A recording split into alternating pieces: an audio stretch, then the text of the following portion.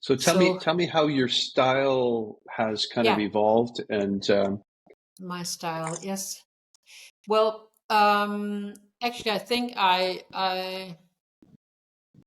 have actually learned or been a lot inspired by creative. What's it called? Well, Lindsay Adler. Do you know her? She's an yes, American yes, photographer, beauty photographer, and she yes. was yeah. I followed her a lot, um, and I like Let this me maybe fashion kind.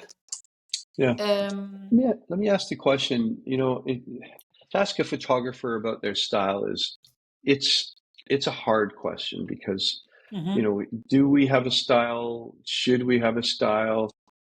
When does it develop? And so maybe this is a better question. Does your style of photography overpower the person, or does the person drive your direction for your style? Okay, that's actually a better question. I think Right? it's yeah. I think it's the person Yeah, and the project the person needs the image for. yeah, Um, Actually, I have divided my. I have made like a package. You know, you can have three kinds of headshots in my yes. business, and one of Mm. them is just called Friday headshots, and that's Oh, you get in, you get like 20 minutes. It's shoot, and then you yeah, choose your image, and then you're out of the door. So right. and that's I have a setup there which is permanent. So so I Mm. can take in people can come and they can go like this. Yeah. And but often when I have customers, they don't really know what they want, and Mm. sometimes could we also have like the whole figure? Mhm. No, it's a headshot, dear. It's Yeah, not the whole. yeah, So I made another package called Headshot Plus. So there's more time for the session, and there's we can have two or three backgrounds, and right. but only I'm actually very strict with my time. Perhaps it's my experience as a teacher. I find it I've seen a lot of photographers that just use a lot of time, and especially when you're young, I think, and shoot a lot, and Mm. but I think both for me and for the customer, the time is important, and they have to Yeah. know what they get when they go in and when they go out again. But the third part is called it's not called headshot. It's actually called deluxe, just deluxe, Yes. and that's for customers who needs a variety of images. It's usually professionals, people who speak, writers, people who have a home page where they need different kinds of images Hmm. in different situations, different locations. So I take out a whole day or something like that, and then we plan it. Yeah. And Would you call makeup that artist and so on. would Pardon? you call that more professional branding in Yeah, it's your branding. market? Yeah, it's branding images. I just I have to You're doing rewind my great. thoughts around from Danish to English. So yeah, Yeah. it's branding, but also when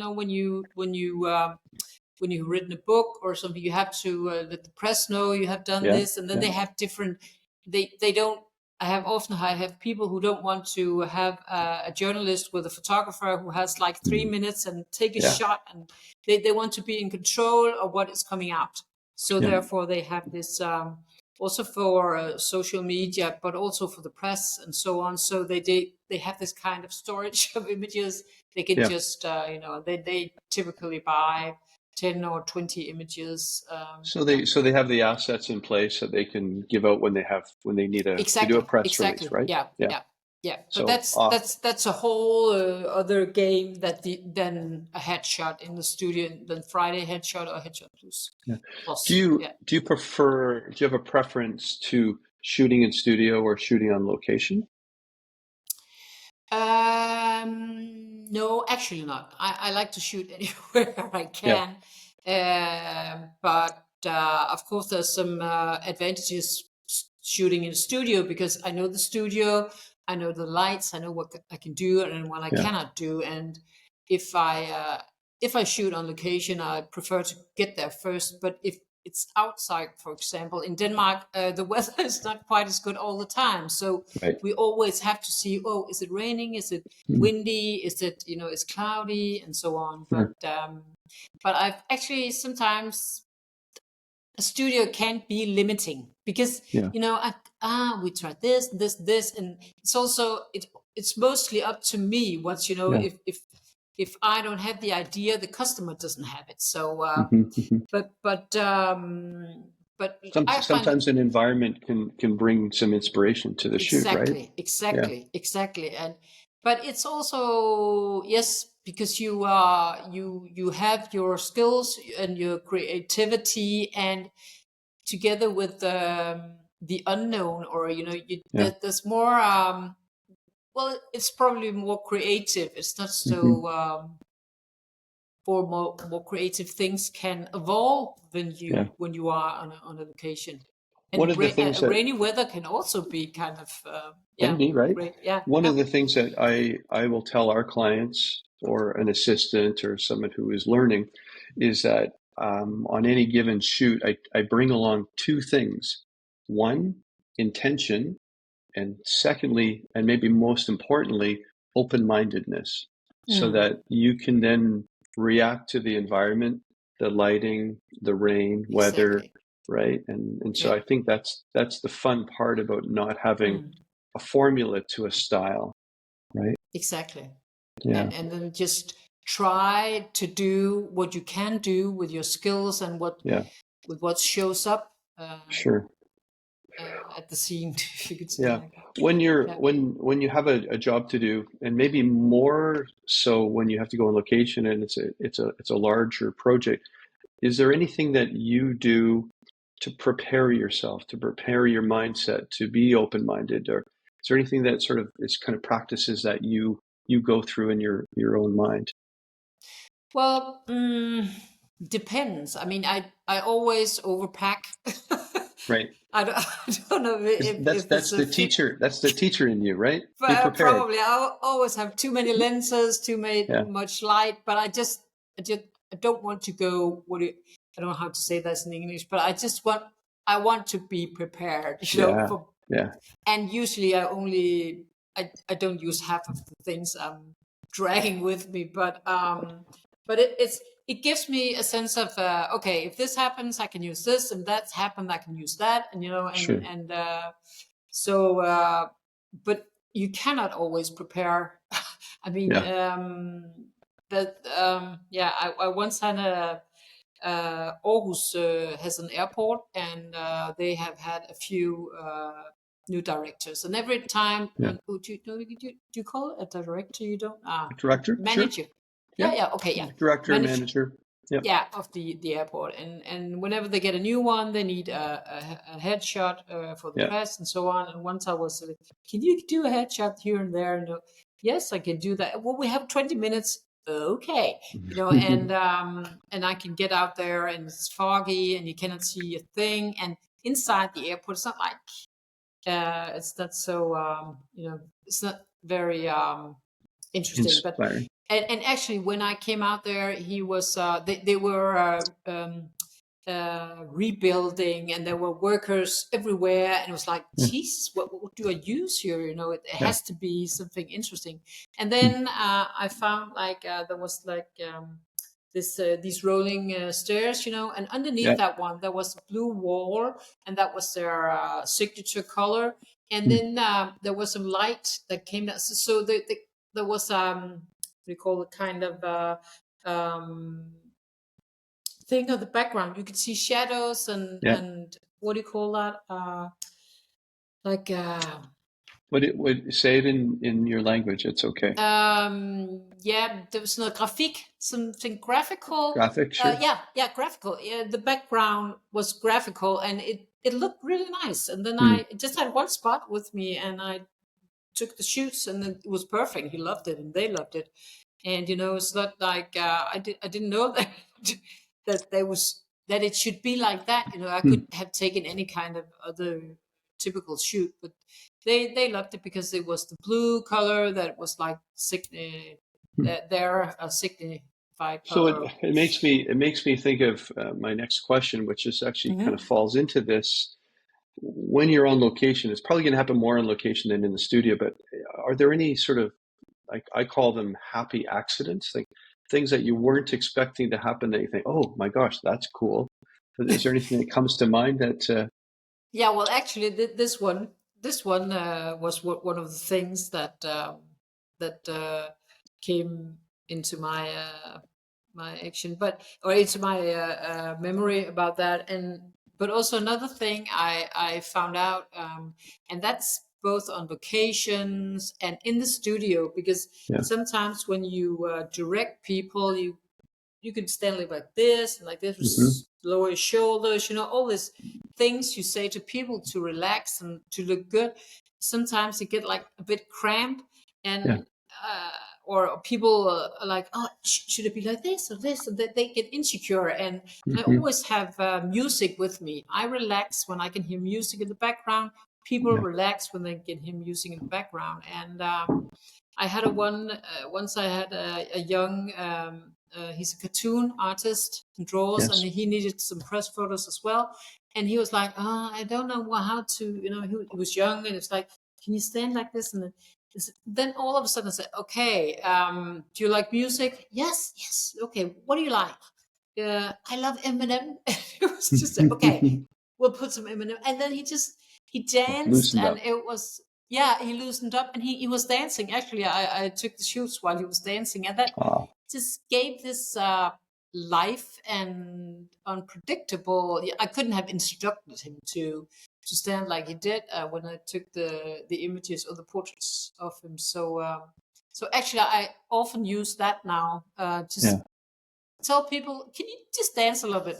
I'll look away, and then So, So so what that sort of brings to me is that as photographers, we sometimes we're trying to kind of get people to fit into a bit of a format or a box mhm. for us because we want to make them look a certain way, but it may not be as authentic as it No. could be or should be. So, Mm. that what you're sort of explaining to me is like, I was going to ask you, how do you balance authenticity and the technical aspects that come with photography or our intention? But what I guess you're telling me is that you're open-minded to whatever that person's energy or circumstance brings to a shoot. Yeah, yeah. Well, actually, I I think that underneath, whether you're a business person or you're a creative person or whatever kind of job you have, we're all the same underneath the clothes.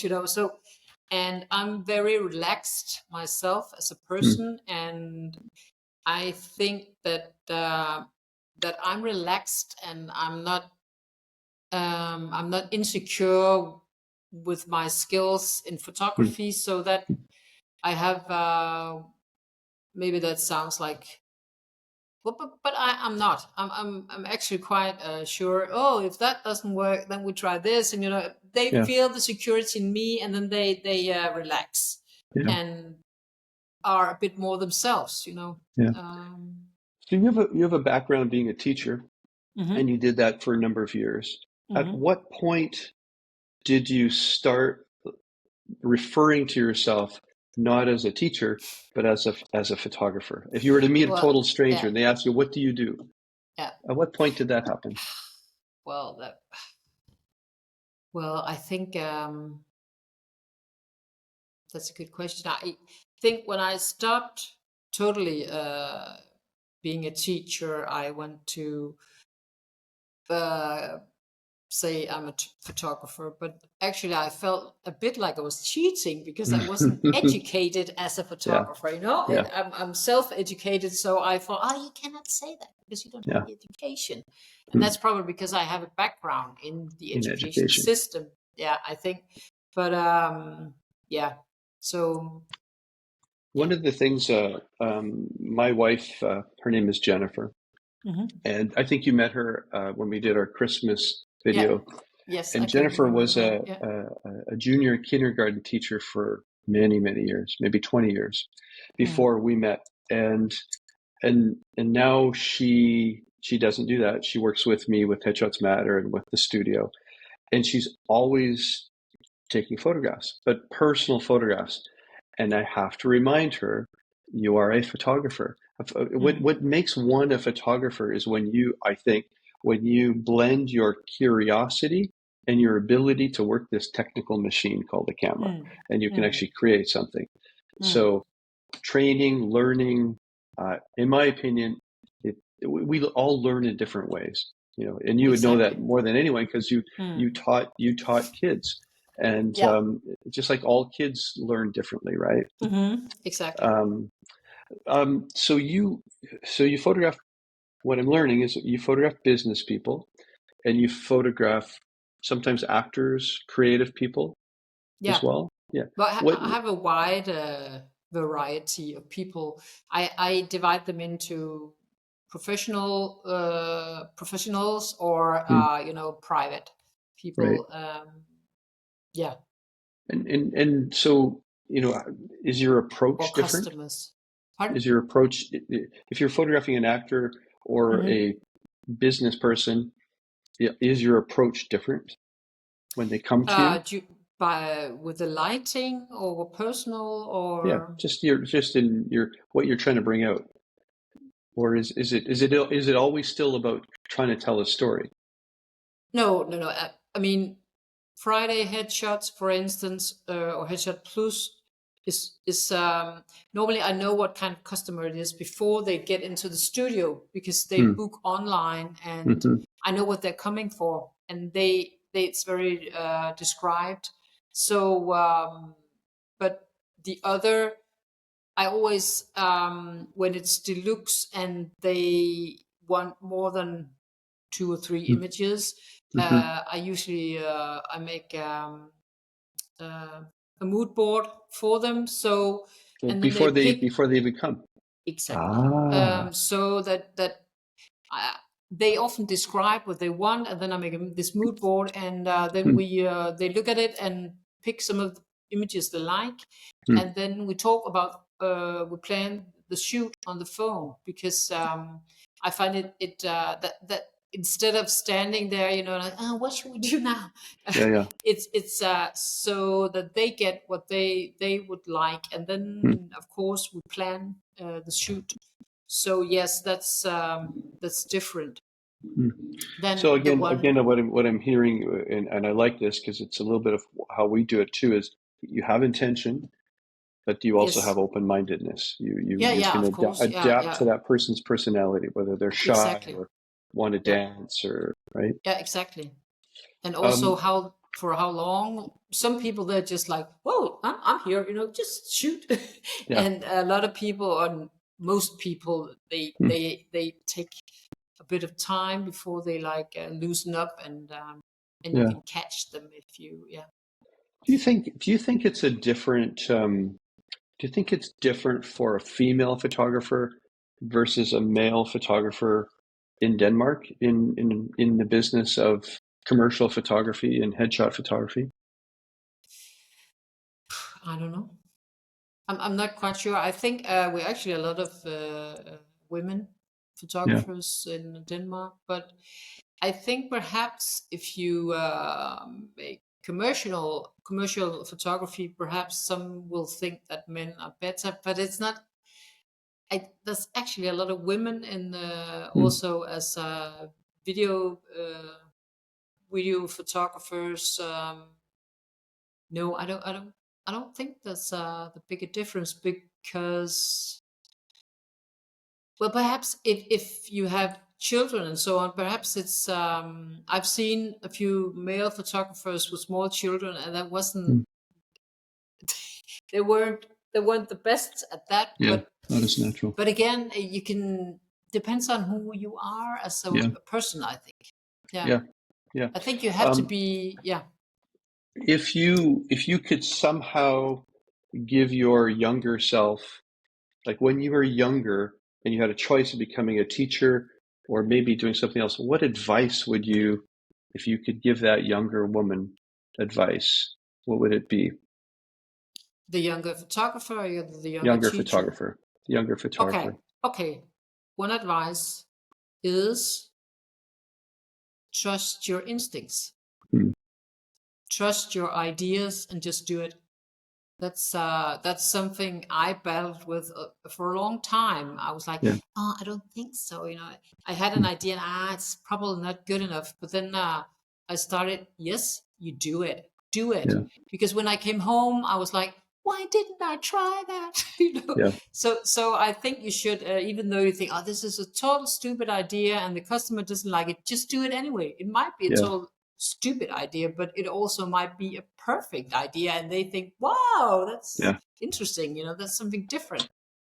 I think as a creative So person, I think we tend to do our very best work when we put our whole heart into it, mhm, right? mm, And but as photographers, as commercial photographers, sometimes I think, depending on where we are in our career, we shoot in a ways that we think our client wants us to shoot, yes. or the project wants us to shoot.